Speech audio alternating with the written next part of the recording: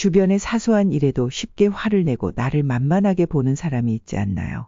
그 사람이 친구일 수도, 직장 동료일 수도 또는 가족일 수도 있을 겁니다. 손절할 수 있는 상대라면 정말 좋겠지만 어쩔 수 없이 계속 봐야 하는 상대라면 참으로 짜증나는데요. 대수롭지 않은 상황에서도 갑자기 화를 내며 주변을 불편하게 만드는 사람들, 우리는 이런 상황을 생각보다 자주 마주합니다. 그럴 때마다 어떻게 해야 할지 몰라 당황하기도 하고 그들의 화에 휩쓸려 상황을 더 안 좋게 만들기도 하고 아니면 아예 상황을 무마하기 위해 내가 양보를 하고는 속이 상하기도 하는데요.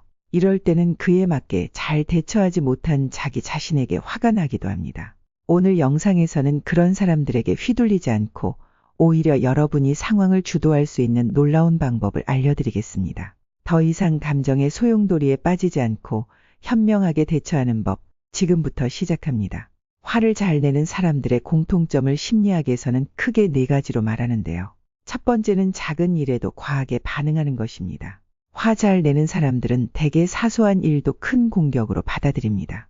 예를 들어 친구에게 가벼운 농담을 했는데 갑자기 얼굴이 붉어지며 화를 내는 경우죠. 그들은 자존심이 상처받았다고 느끼며 방어 기제로 과잉 반응하는 겁니다. 이들의 화는 자신을 지키기 위한 수단일 뿐 그 과정에서 주변 사람들까지 지치게 만들죠. 두 번째는 책임 전가하는 사람입니다. 이들은 자신이 실수를 했을 때 그걸 인정하지 않고 남을 탓하는 경향을 띱니다. 자신의 실수를 절대로 인정하지 않고 누가 뭐라고 하지 않아도 먼저 남 탓을 합니다. 예를 들어 어떤 일이 생겼을 때 단순히 이게 왜 이런 건지 묻는 건데도 크게 화를 내며 자신은 잘못이 없으며 다른 사람의 탓이라고 말합니다. 이는 자신의 실수를 인정하는 것이 두려워서 방어 본능으로 남에게 책임을 돌리는 것입니다. 세 번째는 감정 기복이 심한 사람입니다. 우리는 생각보다 감정 조절이 어려운 사람을 많이 볼 수 있습니다. 이런 사람은 금방 즐겁다가도 갑자기 한마디에 기분이 나빠져서 분위기를 싸늘하게 만듭니다. 이 사람들은 작은 자극에도 감정을 통제하지 못하고 그 감정을 폭발시키는 경우가 많습니다. 네 번째는 통제 욕구가 강한 사람입니다. 이런 사람들은 자신이 계획한 대로 일이 진행되지 않으면 화를 냅니다. 예를 들어 가족이 자신의 계획대로 움직이지 않자 왜 내 말대로 하지 않아? 라고 화를 냅니다. 이들은 자신이 모든 것을 장악하지 못하면 불안해하며 그 불안에서 화를 내는 것입니다. 그러면 이렇게 화를 잘 내는 사람에게는 어떻게 대처해야 할까요? 일단 화난 사람에게 하면 독이 되는 말 2가지를 먼저 살펴볼게요. 첫 번째는 진정해라는 말을 절대 하지 마세요. 우리는 화가 난 사람에게 흔히 일단 진정 좀 해. 진정하고 말하자라고 말하곤 합니다. 그런데 이 말은 절대 해서는 안 될 말입니다. 왜냐하면 이 사람들은 이미 화가 잔뜩 나 있기 때문에 진정하라는 말에 내가 오죽하면 화를 내겠어? 라고 생각합니다. 그런 사람에게 진정하라고 하면 내가 지금 진정하게 생겼어 라는 생각이 들겠죠. 이 말은 오히려 상황을 더 악화시키고 불에 기름을 붓는 상황이 됩니다. 두 번째는 화난 사람에게 틀렸다고 말하지 마세요. 이 말 역시 화난 사람에게 더더욱 화를 불러일으키는 말입니다. 이렇게 화가 난 상황을 이해하지 못하고 본인이 틀렸다고 하는 그 사실에 또한 더 크게 분노하게 됩니다. 최소한 이 2가지 말은 하지 말고 그 사람이 하고 싶어하는 말을 일단 그냥 하게 두시고 조금 들어주세요. 보통은 화가 난 사람은 횡설수설하는 경우가 많은데 이런 경우 스스로 말을 하면서 정리를 하도록 조금 두는 것이 좋습니다. 그렇게 듣다가 제가 지금 말을 듣다 보니 이런 것 때문에 그런 것 같은데 혹시 예외도 있지 않을까요? 아닐 수도 있지 않을까요?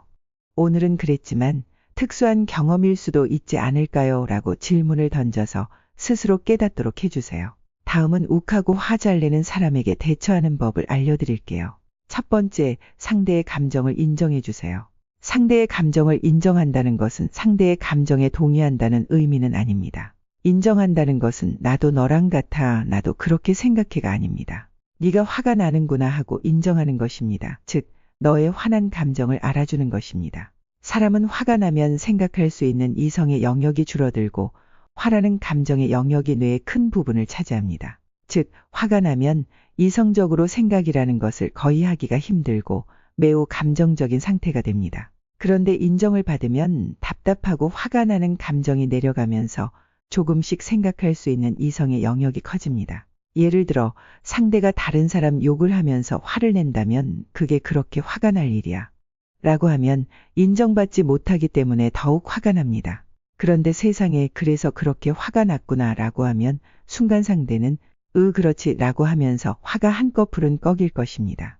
두 번째, 감정을 돌아보도록 도와주세요.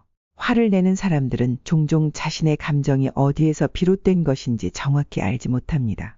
이때 그들의 감정을 돌아볼 수 있는 질문이 효과적입니다. 예를 들어 상사가 갑자기 화를 내며 직원들을 혼내는 상황이라면 오늘 무슨 일이 있으셨나요? 기분이 안 좋아 보이십니다. 라고 기분 나쁘지 않게 물어보세요. 이 질문은 상대방이 자신의 감정을 다시 돌아보게 만듭니다. 그들은 잠시 멈추고 현재의 화가 다른 문제에서 온 것임을 깨닫게 됩니다. 세 번째, 감정이 올라있는 상태에서는 상대의 말이 잘 들리지 않고 받아들이기가 힘듭니다. 사람은 화가 나 있는 상태에서는 본인이 잘못했다는 것을 알면서도 잘했다고 우기기 마련입니다. 지기 싫기 때문입니다.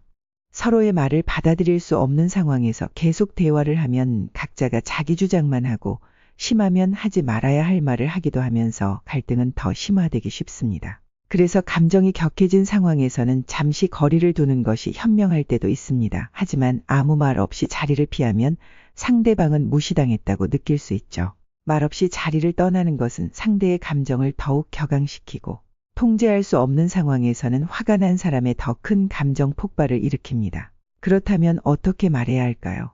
우리 둘 다 감정이 격해진 것 같으니 잠시 생각을 정리하고 다시 이야기하자. 상대에게 이 문제를 회피하는 것이 아닌 시간을 갖고 감정이 조금 내려간 후에 대화를 시도하는 것이 갈등을 해결하는 데 좋다는 의사를 충분히 전달하는 것이 중요합니다. 이 한마디는 상대방의 감정을 존중하면서도 대화를 회피하지 않겠다는 의지를 전달해 상황을 차분하게 정리할 시간을 주는 방법입니다. 네 번째, 자신의 감정을 알려주세요. 상대방의 감정을 존중하는 것은 중요하지만 무조건 공감하는 것이 나에게 부담이 될 수 있고 생각보다 많은 사람들이 자신의 화에 대해 상대가 불편할 수 있다는 생각을 잘 알지 못합니다. 이럴 때는 당신의 어떤 말이나 행동에 대해 내가 불편했다고 말을 해주세요. 그런데 여기서 정말 중요한 한 가지가 있어요. 이런 말에 있어서 나의 판단이나 추측이 들어가면 감정이 더 나빠질 수 있다는 점입니다.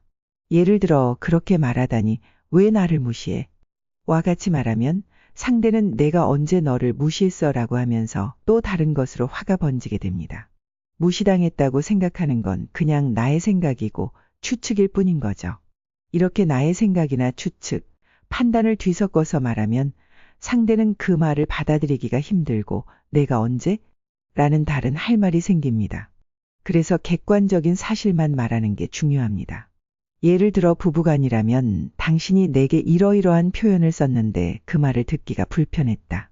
는 식으로 객관적인 사실에 대한 나의 감정만 말하는 것입니다.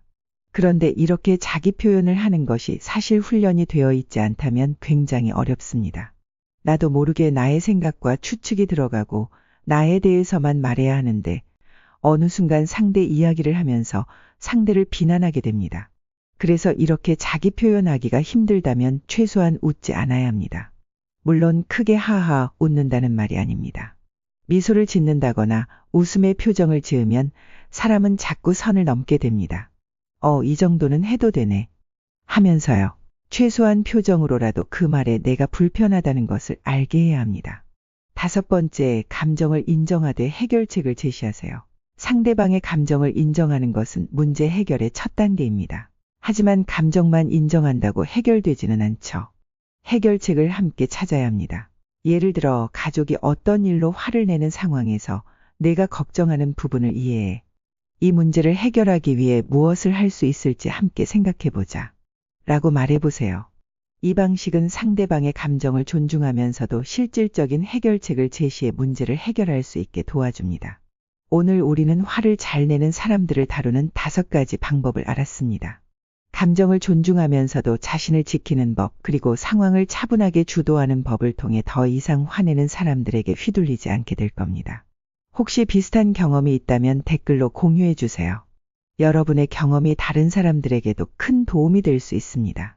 구독과 좋아요로 저를 응원해 주세요. 오늘도 여러분의 행복을 기원합니다.